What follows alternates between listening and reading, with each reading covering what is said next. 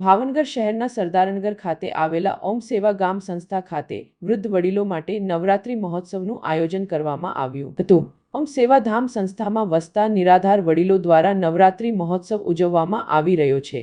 ઓમ સેવાધામના સંચાલક વિજયભાઈ કંડોડિયા અને તેમની ટીમ દ્વારા વડીલોને ટ્રેડિશનલ ડ્રેસમાં તૈયાર કરીને ગરબાના તાલે ગરબા રમે તેની તૈયારીઓ કરી આપતા 80 થી 90 વર્ષની ઉંમર વટાવી ગયેલા વૃદ્ધ ગરબે રમતા જોવા મળતા હતા। જો કે અહીંયા મોટી સંખ્યામાં દાતા અને શહેરજનો માતાજીના દર્શને આવે છે।